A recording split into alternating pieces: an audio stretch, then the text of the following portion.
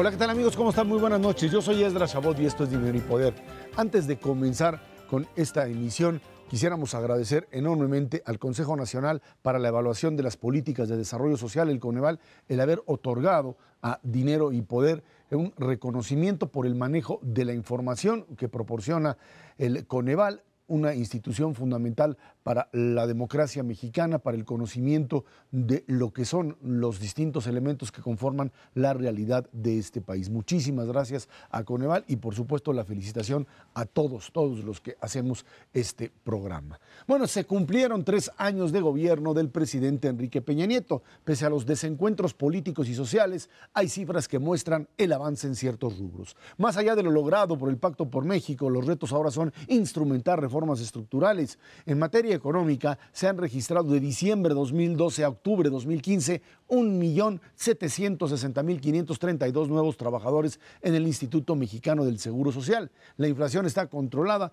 las ventas de autos y el consumo en tiendas departamentales también han registrado buenos comportamientos. La inversión extranjera directa también ha crecido y en el combate a la inseguridad, la tasa de incidencia delictiva total del fuero común por cada 100,000 habitantes es la segunda más baja de los últimos 17 años. Mauricio González, Macario Schettino, pues buenas noches, muchas felicidades de verdad por esto, gracias fundamentalmente a este canal, a Canal 11 que nos ha recibido aquí durante los ya casi 8 años que tenemos transmitiendo para pues hacer de este trabajo algo fundamental, por lo menos ahora sí que para nosotros.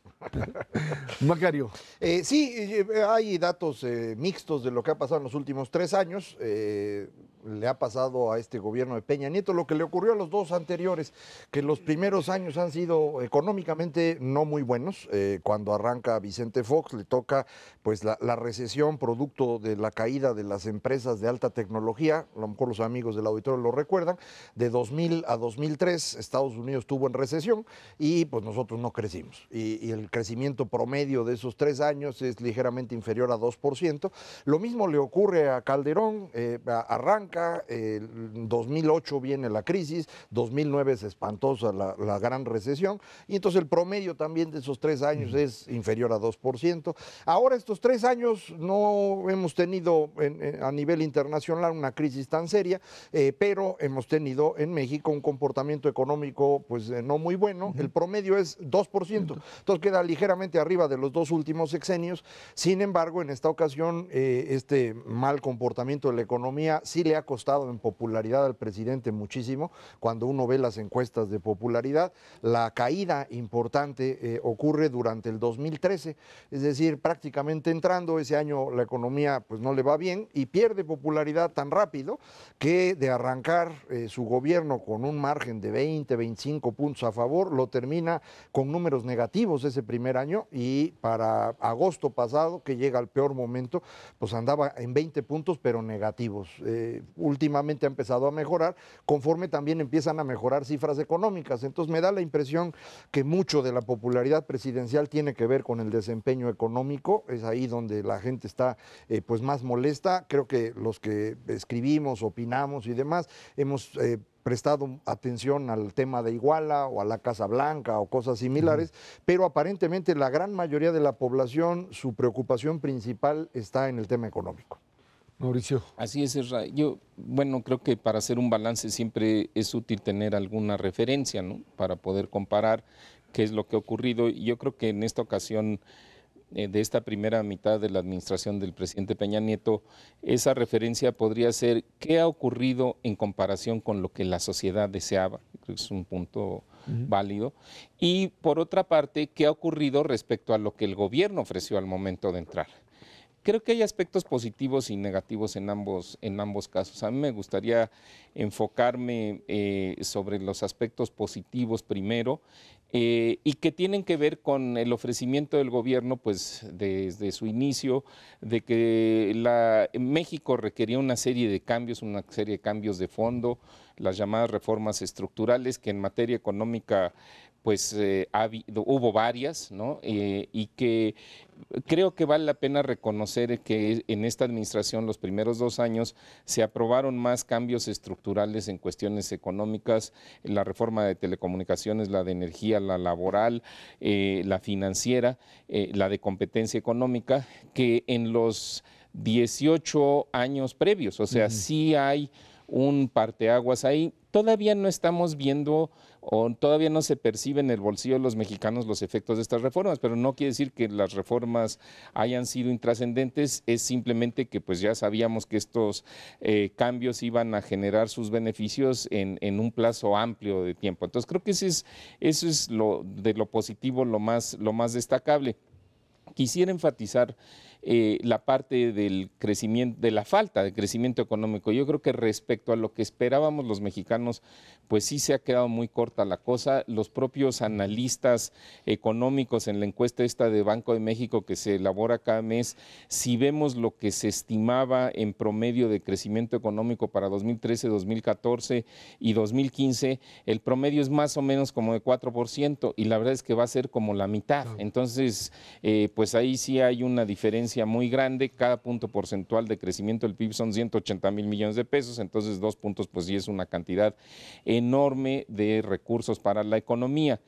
Y finalmente, bueno, podríamos hablar de otros aspectos dentro de este balance. Ya Macario se refirió a la inflación, donde también está bajo control, eso ayuda a la economía familiar, pero creo que lo que es importante es, bueno, ahora en qué debería de enfocarse el gobierno en la otra mitad que le queda, porque le queda el otro 50% de la gestión. Y bueno, pues haciendo un repaso de los objetivos de este gobierno en materia económica, está el tema de la productividad. Yo releí algunas de las secciones del Plan Nacional de Desarrollo y uno de los aspectos que más enfatiza es el de debemos de incrementar la productividad, sobre todo la productividad laboral, para que la gente tenga más ingresos y con esos ingresos la economía pueda tener un mejor desempeño. Es un poco la racionalidad. Si vemos las estadísticas, la verdad es que los avances de productividad han sido muy bajos.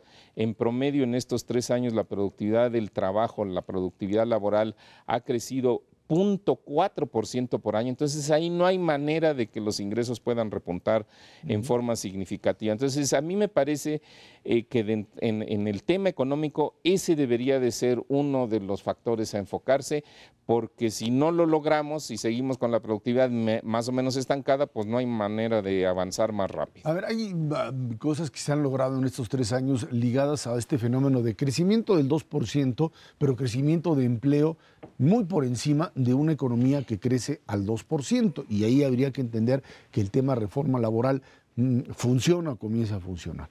Por supuesto que en el tema de la reforma energética, ya en algún momento también lo platicamos, finalmente la reforma se aprueba y se comienza a instrumentar en el momento en que a nivel internacional los precios del petróleo se desploman. Pero parecería aquí que la gran apuesta de México, por lo menos en el corto plazo, no es tanto el tema petróleo, sino el tema gas y electricidad, en donde sí hemos visto un crecimiento importante, en donde hemos visto una disminución real del precio de la electricidad, y ahí sería un poco esta visión positiva de lo que ha sucedido en estas partes. El modelo de exportación que sigue creciendo, que tiene una vinculación externa, un consumo interno que finalmente pues consigue echarse a andar. Sin embargo, parecería ser que el tema, yo creo que la gran asignatura pendiente aquí es cómo hacerle para sincronizar el crecimiento de aquellos estados que tienen un modelo de desarrollo que pues apunta a crear satisfactores y con crecimientos, por supuesto, superiores al promedio, y qué pasa en todos estos otros estados que, abandonados, metidos en su propia dinámica, en medio de violencia, que tiene muchísimos factores para poder reducirla, pues es prácticamente imposible pensar que este país pueda salir adelante si estados como Guerrero, Oaxaca, Chiapas no tienen en algún momento esta posibilidad real de engancharse con el resto de la República. Sí, primero el tema de productividad y de empleo que tienen que ver.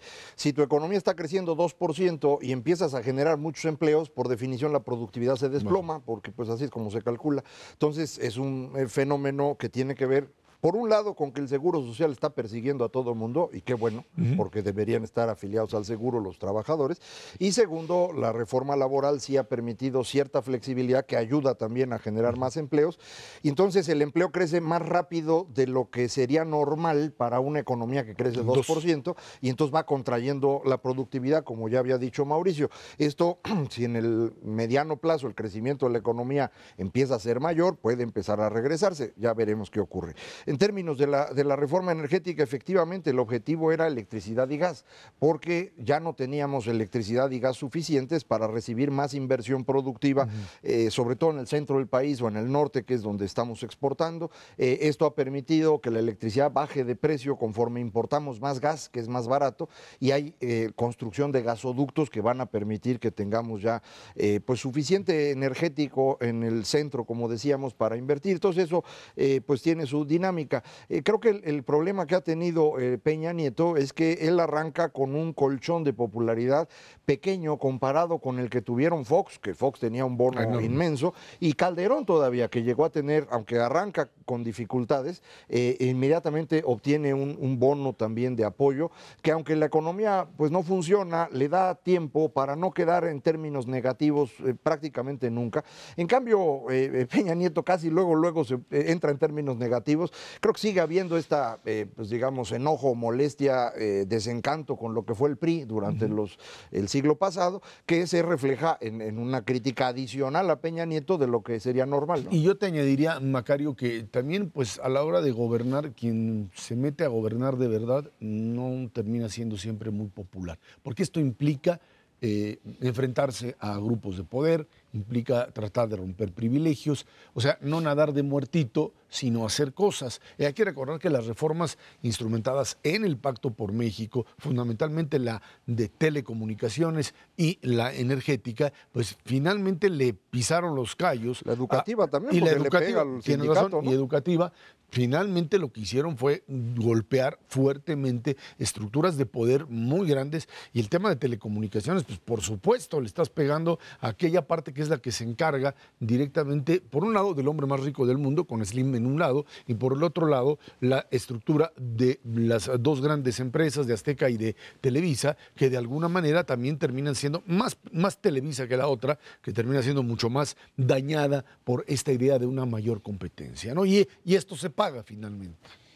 Yo quisiera insistir un poco en el tema de la productividad por dos razones. Uno, porque efectivamente, reconociendo que las reformas estructurales que se hicieron pues están ahí, tienen ahora sí que carnita, tienen contenido, están empezando a verse sus primeros efectos, pero no el principal, que es acelerar la inversión productiva, y a partir de eso, que ese crecimiento de la capacidad productiva del país, los activos fijos que se adquieran en la economía mexicana, pues entonces esta pueda crecer de mejor manera. Eso ya está encauzado, ya va en su camino, o sea, es solamente ahora sí que una cuestión de tiempo, bueno, y de que se cuiden los detalles en la aplicación de las reformas con las leyes secundarias que ya existen. Pero en el tema de la productividad yo no veo que nada esté encauzado. Hay una comisión de productividad, participan los empresarios, participa el sector obrero, participa el gobierno, y ahí francamente no se ve que se muevan las cosas o que tenga un rumbo o una dirección. Y segundo, desde hace tiempo tengo una diferencia aquí con Macario respecto del tema del empleo. Esta cifra que mencionaste, por cierto, tú, Ezra, al inicio de este segmento, de casi 1.800.000 empleos en 3 años, esos son las personas que reciben los beneficios del IMSS, o sea, ese empleo formal que recibe seguridad social, es la definición. Ojo, lo que ha habido en estos 3 años, en parte resultado de la reforma laboral, es que personas que ya tenían un empleo, pero que no formaban parte del sistema de seguridad social, ahora se han incorporado a dicho sistema. Entonces no son empleos completamente nuevos. Esa gente ya, muchos de esos empleos que se han generado, ya tenían una fuente de sustento, ya estaban en el mercado laboral. El crecimiento del empleo realmente se ha dado en áreas, se ha dado primero en menor medida de lo que aparece en esta cifra de asegurados en el IMSS, y segundo, pues todavía no nos quitamos el problema del subempleo, o sea, de la gente que no está aprovechada plenamente en su capacidad laboral. Entonces, ahí no es que no, que la productividad disminuyó porque hay más gente trabajando. No, mucha de esa gente ya estaba trabajando. La productividad no sube. Primero porque la gente no tiene máquinas o tecnología de punta para trabajar. Y segundo, por el tema de la capacitación. Si no hay capacitación, pues la gente sigue haciendo lo mismo en general y es difícil que su productividad pueda elevarse. Creo que ahí es donde sí habría que enfatizar algunas cosas adicionales porque, insisto, de otra manera no mejoramos. Muy rápidamente, tienes toda la razón. Cuando uno hace reformas de verdad, la gente se enoja y se enojaron. Tú decías, el hombre más rico del mundo, pues sí, era el más rico del mundo cuando empezó el sexenio, ahora está en quinto lugar, se redujo su fortuna en 20,000 millones de dólares, la mitad de eso atribuible a las reformas. Entonces me imagino que el ingeniero Slim está muy enojado y lo mismo pasa con los sindicatos y pasa con otras personas, pasa con muchos empresarios por la reforma fiscal también. Entonces, pues se entiende, ¿no? Ahí está. Vámonos a una pausa, de regreso platicamos con usted sobre el tema educación, la reforma educativa y la realidad de este país. Esto es Dinero y Poder.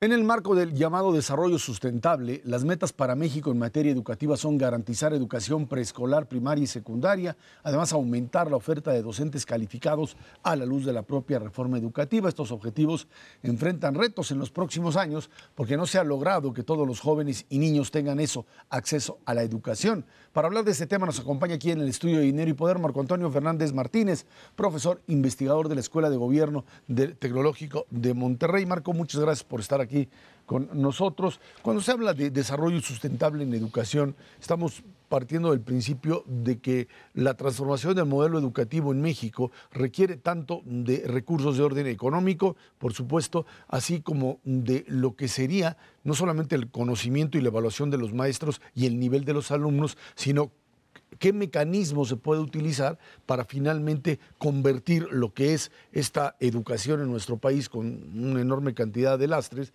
en algo que finalmente sirva mucho más que para simplemente mantener en una clase a un montón de alumnos. Sin duda alguna, México, al igual que diversos países en el marco de la discusión de los objetivos de desarrollo sustentable, estableció la meta de garantizar el acceso a educación de calidad, ¿no?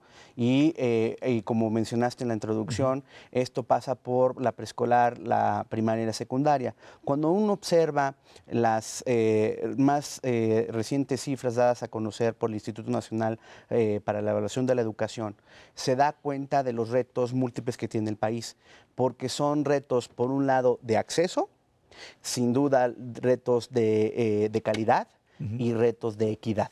En acceso, a pesar de que desde 1992 la Constitución establecía la obligatoriedad de la secundaria, no hemos logrado tener esa cobertura universal.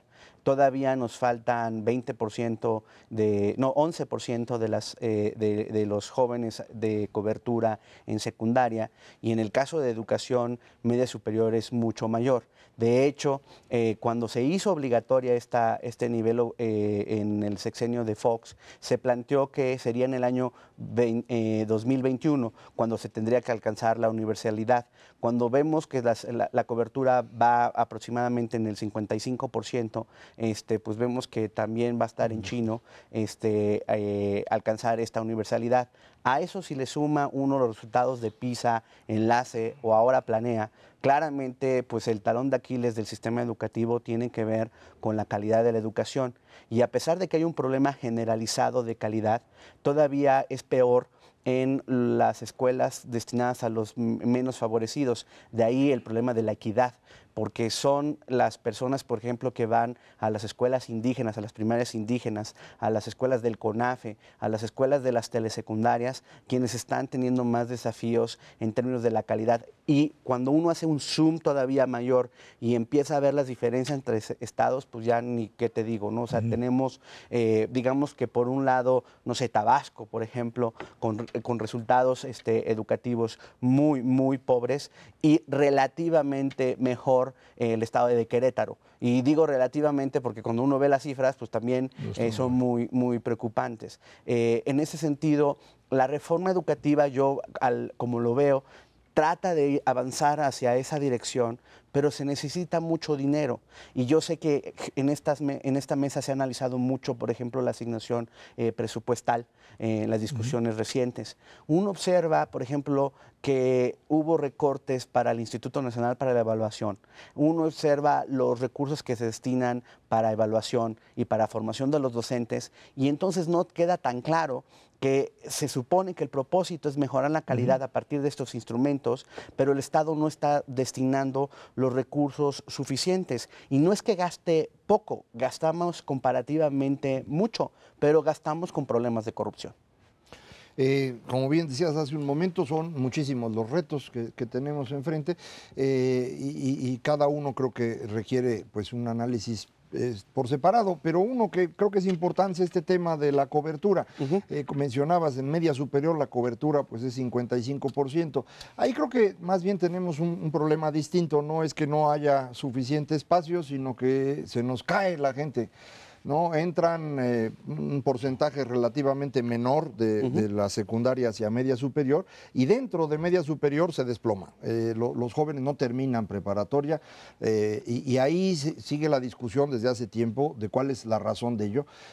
Yo estoy convencido que un factor determinante es la calidad de la educación básica, es tan baja que en media superior debe ser desesperante para los pobres jóvenes no entender lo que está pasando en la escuela, cuando a esa edad ya tienes opciones afuera para medio ganarte la vida, y entonces pues se nos van.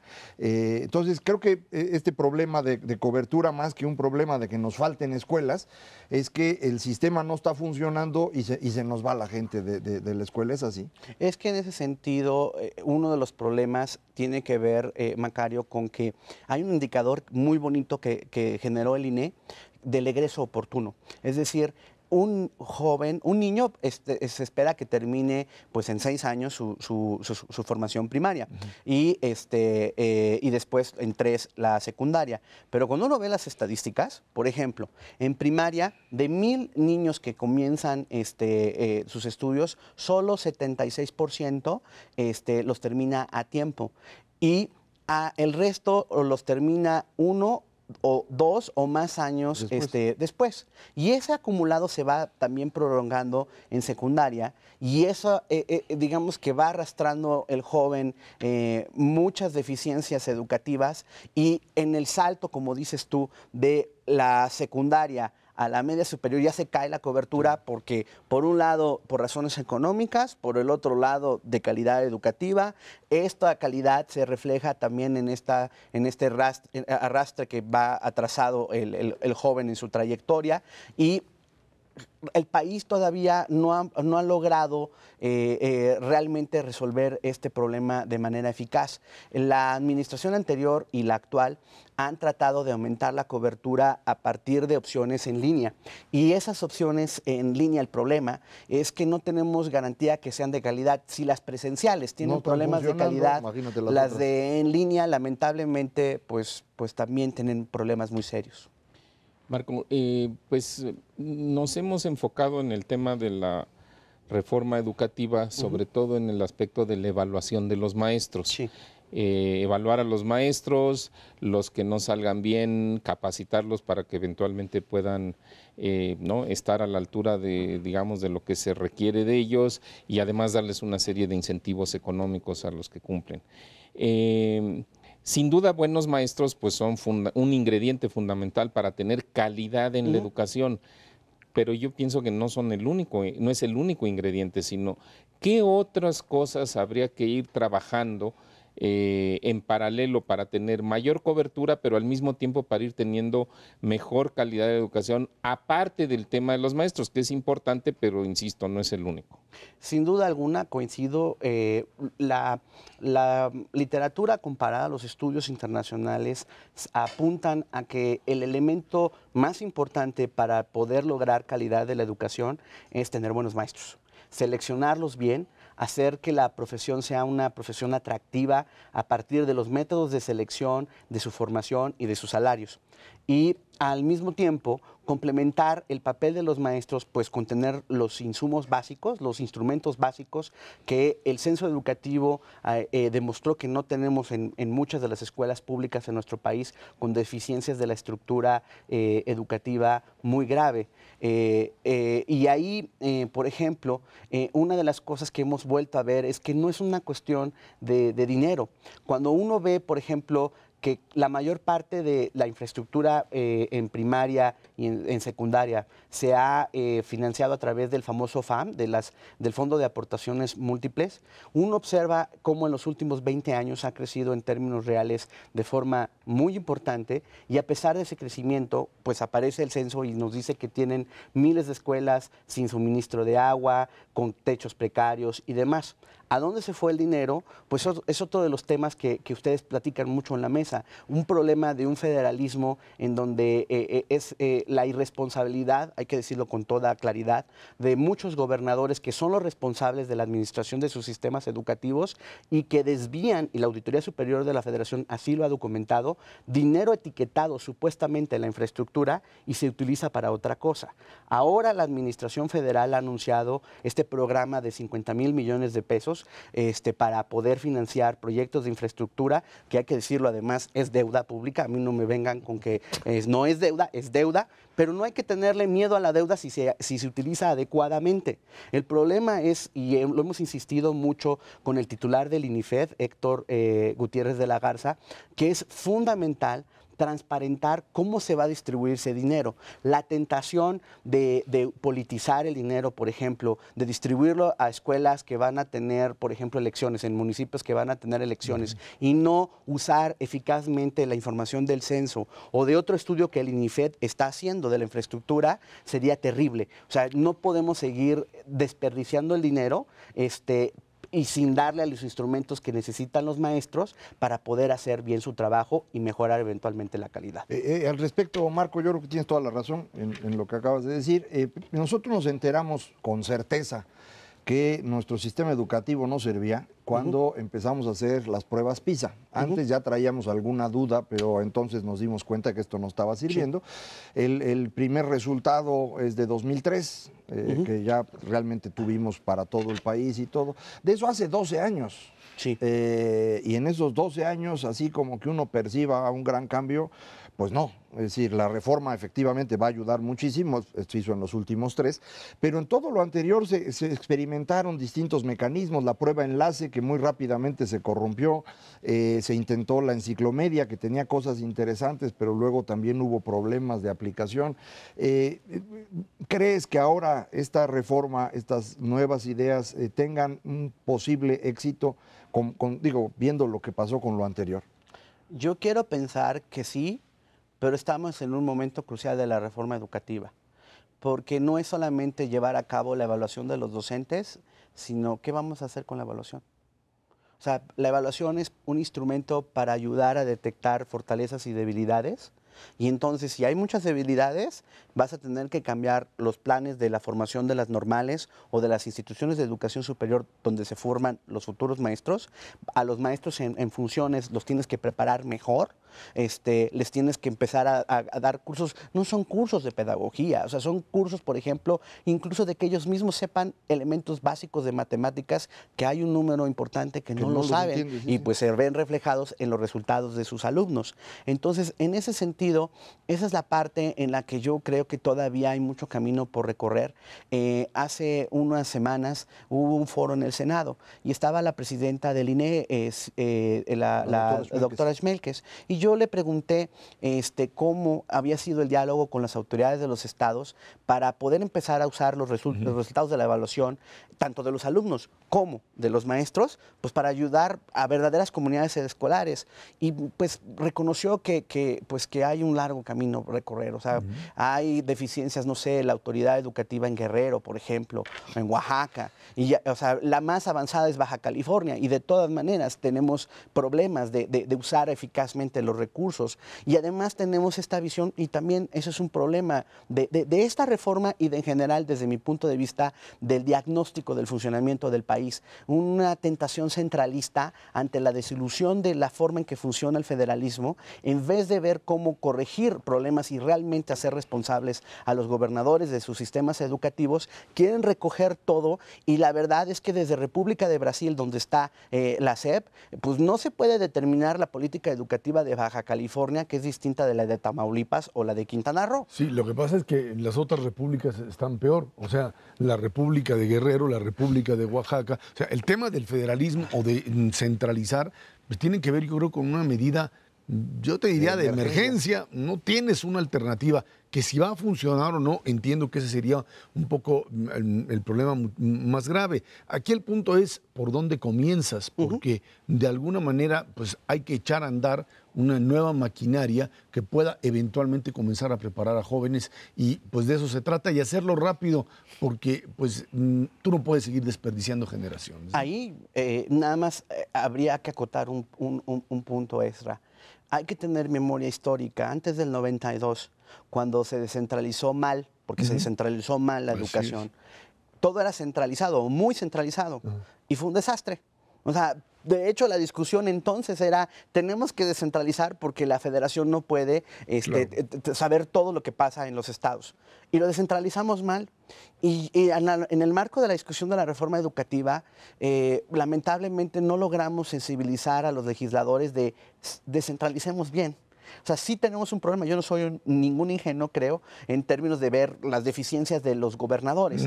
Hagamos mecanismos para que realmente, por ejemplo, en el marco de la otra discusión del Sistema Nacional Anticorrupción, cuando haya desvío de estos recursos del FAM, pues que las autoridades estatales en verdad terminen pagando penal o administrativamente sus fallas, y no como ocurre ahorita, que o reponen tantito el dinero o nadie les hace pagar, a pesar de que la auditoría de la superior de la Federación encuentra una falla. Y yo coincido contigo que no podemos, o sea, sabiendo que la reforma educativa va a tomar tiempo en dar sus resultados, tampoco podemos decir, no, son generaciones y generaciones, porque ¿qué le vamos a decir a los jóvenes? O sea, no, mala suerte, a ti te tocó ser de la generación de que estás en la transición, tú espérate, ¿no? No, eso no es aceptable.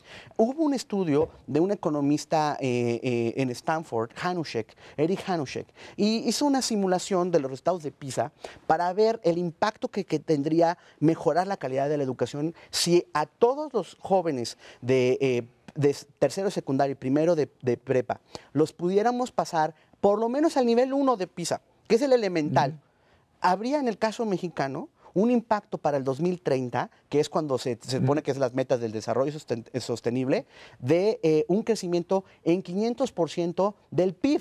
O sea, los beneficios, todos ustedes son los economistas, saben que es calidad de la educación. Ya no es capital humano, es calidad de la educación lo que impacta fuertemente en la posibilidad de un país de desarrollarse, porque así puedes traer inversiones, así te puedes volver competitivo. Y en ese sentido, lo que sí me parece un desafío actual es ayudar a la autoridad, tanto del INEC como a la autoridad estatal y federal, a realmente ir calibrando mejor los instrumentos de evaluación y sobre todo usarlos eficazmente. Bueno, pues ahí está el desafío para México. Marco Antonio Fernández, muchísimas gracias por estar aquí con nosotros. Muchas gracias. Vámonos a una pausa. Esto es Dinero y Poder.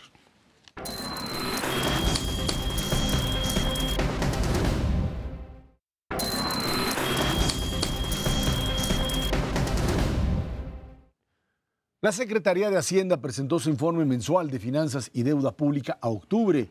Los ingresos tributarios presentaron un incremento real del 28.1% de acuerdo con la Secretaría de Hacienda. La misma destaca que se debe a la favorable recaudación en rubros del esquema tributario como el impuesto especial sobre producción y servicio, el impuesto de las importaciones al valor agregado y prácticamente todos hasta el ISR, también todos para arriba. Lo que no servía la reforma fiscal.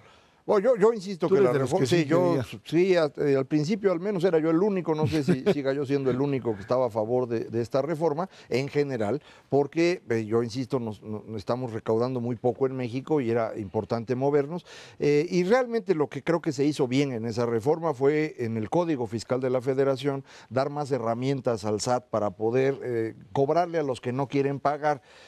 Yo entiendo que hay algunos que no pagan porque están en la economía informal y demás, pero hay una cantidad de personas muy importante que está en la economía y que no quieren pagar porque pues no quieren, ¿no? El 85% Porque no han pagado nunca. Nunca, y no quieren hacerlo, Pues no. y luego quieren que todo funcione, pues así no se puede. Entonces, esto está funcionando, me parece, de una manera adecuada. La reforma fiscal, la financiera y la de lavado de dinero en conjunto le están permitiendo al SAT tener información muy precisa de la situación financiera de las personas, y entonces si esa situación financiera no coincide con lo que declararon ganar, pues son sujetos de una revisión, y esto ha ido haciendo que muchos mexicanos empiecen a sumar paulatinamente a pagar impuestos en forma, y eso nos ha salvado de que la crisis del petróleo no nos destruyera, porque pues el petróleo representaba hace poco 40% del ingreso del gobierno, más recientemente el 30%, pero ahora está en el 18 o en el 15%, y esto lo hemos logrado cubrir con más impuestos, en parte gracias a esta mejor forma de recaudación. Aunque no se puede decir que la totalidad de los impuestos recaudados puede sustituir a lo que se recibía de petróleo, ¿no? No, todavía. Todavía. No, yo creo que este aspecto que comenta Macario sin duda es muy positivo y ya habla de que pues no mucha gente en el SAT está haciendo su chamba y la está haciendo bien, que es incrementar la recaudación y que los que tienen que pagar impuestos sobre la renta pues lo paguen. Pero creo que hay un aspecto que no es tan positivo en la parte de los ingresos, Esra, que es precisamente lo que tú estás mencionando, de qué otras fuentes está obteniendo el gobierno federal mayores recursos, y pues lo está obteniendo básicamente de lo que nos cobra por la gasolina. La gasolina se vende exclusivamente por la vía de Pemex. Con la reforma energética eso va a cambiar en el 2018, en donde habrá otros proveedores, pero hasta el momento así ha sido en nuestro país, y aquí ya hemos comentado muchas veces que la mitad de la gasolina que adquirimos es importada. O sea, cada vez que llenamos el tanque, imaginémonos que la mitad de lo que cae en el tanque viene de Texas, para simplificar las cosas. Y el problema es que hace ya poco más de un año que el precio de la gasolina en México es en promedio 30% más caro de lo que es en el exterior. O sea, lo que está sucediendo es el gobierno, no importa si es Pemex o la parte que se lleve el gobierno federal, eso no es tan trascendente en las cuentas.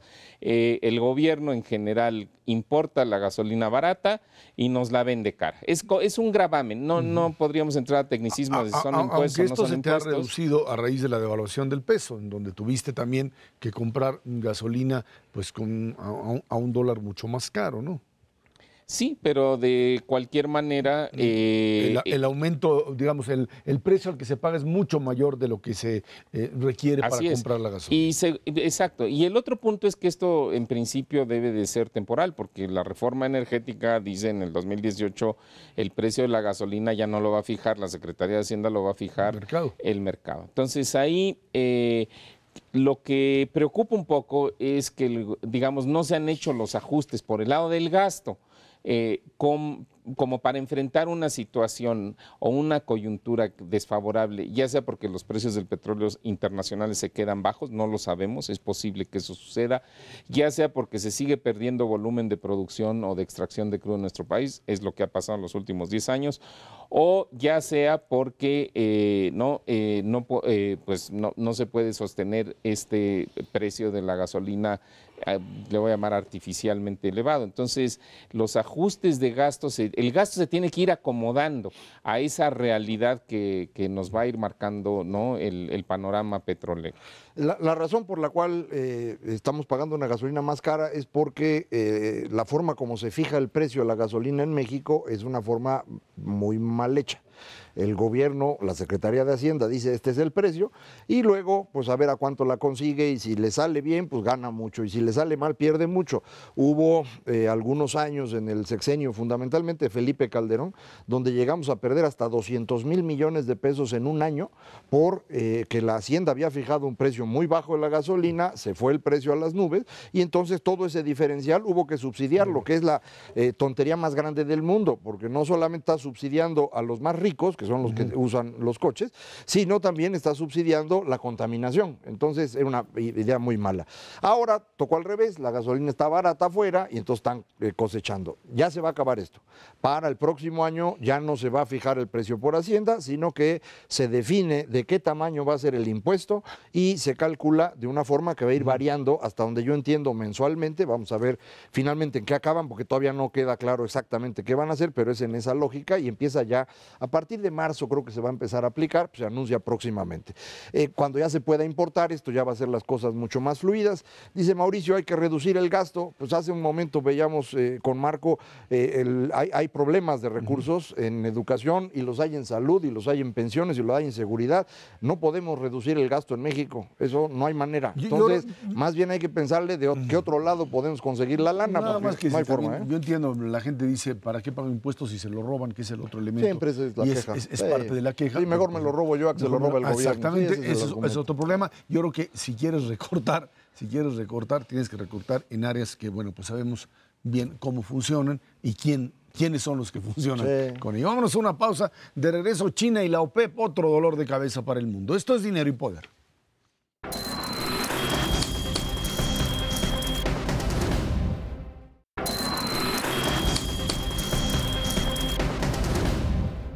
Este viernes, la Organización de Países Exportadores de Petróleo, la OPEP, realizará en Viena su reunión semestral con miras a tratar de estabilizar los precios del crudo.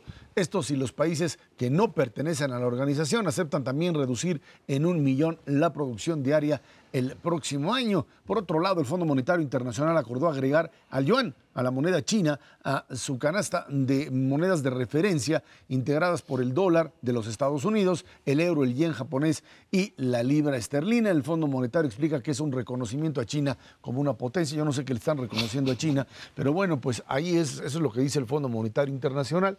Yo supongo que ha de creerle que tiene el yuan suficientes reservas internas. Que el grave problema con China es otra vez la verdadera incertidumbre de si lo que están presentando como tal es realmente lo que existe. Es cierto que las estadísticas en China, pues para lo que sirven es para que los Estados Unidos puedan comparar en función de lo que ellos de alguna manera terminan vendiéndole a China y decir, pues sí puede ser que el dato sea bueno o se está yendo en forma bastante pues alegre en su contabilidad. Y el otro tema, precios del petróleo, en donde aquí la locura del mercado es la que ha funcionado, en donde mientras más baja el mercado, más exportamos porque necesitamos más petróleo y a ver hasta dónde lo llevan. Ya estamos otra vez cerquita de los $30 el barril. Mauricio. Así es, mira, rápidamente lo de China, es una cuestión, yo diría, bastante técnica, pero que puede tener repercusiones sobre México a la larga. El incluirla dentro de las canastas de monedas que forman los derechos especiales de giro del Fondo Monetario Internacional, junto con la libra, el yen y el dólar y el euro. Los derechos especiales de giro no son una moneda, son una unidad de cuenta.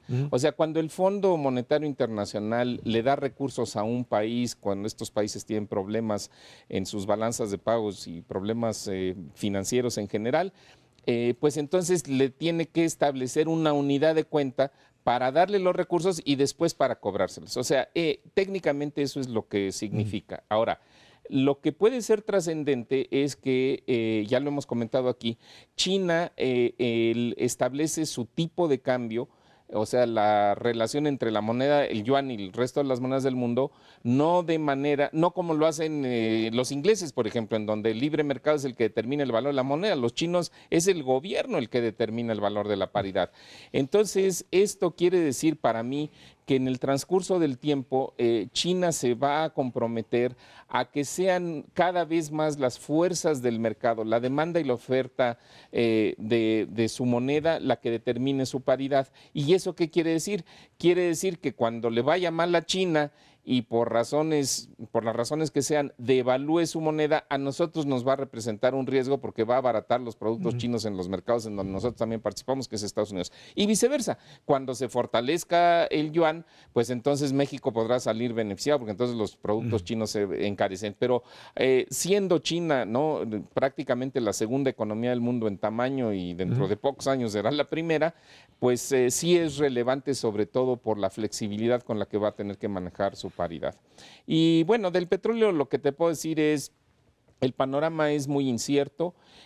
Hay una situación en donde ya los países de la OPEP no son los que producen mayoritariamente crudo, ya son otros países, entre otros Estados Unidos, Rusia y algunos más que no son parte de la OPEP, México, por cierto, en donde en términos de volumen representan 2/3 partes de la producción a nivel mundial.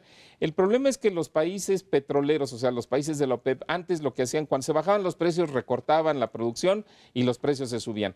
Ahora no pueden recortar la producción porque muchos de estos países, principalmente Arabia Saudita, tienen problemas en sus finanzas públicas, o sea, necesitan la lana, necesitan el ingreso para el gobierno. Entonces yo no creo que vaya a haber un compromiso de recorte mañana que culmina esta reunión de la OPEP y por lo tanto me parece que no va a haber posibilidades de que el precio del petróleo se recupere. Ahora sí que, como dicen, los mercados anticipan y ha venido dándose en los últimos días un verdadero derrumbe hoy se cayó, del precio del petróleo. Hoy otra vez. Sí, en esto hay una cosa muy importante. Yo lo había comentado aquí, si no me equivoco, cuando empezó la caída de precios, cuando decían, bueno, pero Arabia Saudita o los países de la OPEP pueden aguantar la caída porque su costo de producción es muy bajo. Sí, el costo de producción sí, pero viven del petróleo. Y entonces, a la hora que hace uno la cuenta, ellos necesitan vender el barril a $100 para salir tablas. Ahorita Arabia Saudita está arrastrando un déficit de 20% del PIB en sus finanzas públicas por el problema del precio. De hecho, es tan grave que ya empezaron a vender más petróleo. En lugar de reducir, empezaron a vender más. Y ellos dicen, pero ahora le vamos a bajar si ustedes le bajan. ¿Quiénes son ustedes? Porque si vas a decirle a Estados Unidos que baje su producción, no están entendiendo nada. En Estados Unidos no hay un gobierno que diga produzcan poco, produzcan mucho. Hay un montón de empresas que producen a su decisión, como ellos gusten, y lo mismo en Canadá. Estados Unidos más Canadá, no traigo ahorita exactamente la cifra, pero Estados Unidos más Canadá debe estar produciendo lo mismo que toda la OPEP en volumen. Entonces, bueno, pues ya no tiene nada que decir. El otro es Rusia. Rusia nomás vive de petróleo y gas, no tienen otra producción. El ingreso por habitante en Rusia es el mismo de México. Y con eso los señores quieren pelearse con Estados Unidos, quieren bombardear Siria. Pues digo, no les alcanza, necesita vender todo el petróleo que pueden. Entonces no le van a bajar, yo no creo que eso ocurra.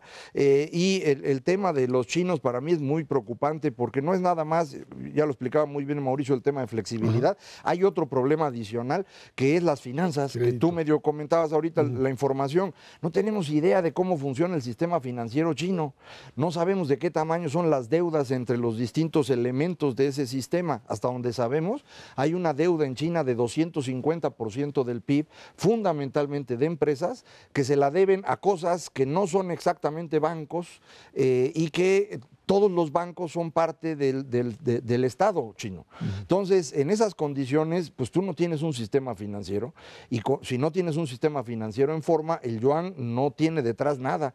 Si yo no entiendo bien qué está haciendo el fondo, a menos que sea un intento de presionar a China para que se empiece a comportar como si fuera una economía de mercado, tanto en el asunto financiero como en el manejo del tipo de cambio, pero China no va a poder. Así es, de hecho, bueno, pues recordemos que hace un par de meses China devalúa la moneda y la devalúa un poco, menos del 3%, nada, y se drama. Empieza a producir un gran drama. Esto básicamente por el hecho de que parecía que se trataba de un ajuste hecho o de manera totalmente discrecional, de que se le ocurrió a alguien ahí, le movemos para acá y entonces todo el mundo les cayó encima, porque no existe la transparencia suficiente para poder establecer en China ni mecanismos de mercado normal, ni el otro punto, ni tampoco un control tan férreo como lo tenían en algún momento, como para decir, tienen todos los datos en la mano, tienen todos los mecanismos en la mano y lo pueden manejar. Y quizá ese es el punto más débil. Bueno, el control sí lo tienen, lo que no sabemos es si lo ejercen adecuadamente o no. Y efectivamente, cuando se devaluó el yuan,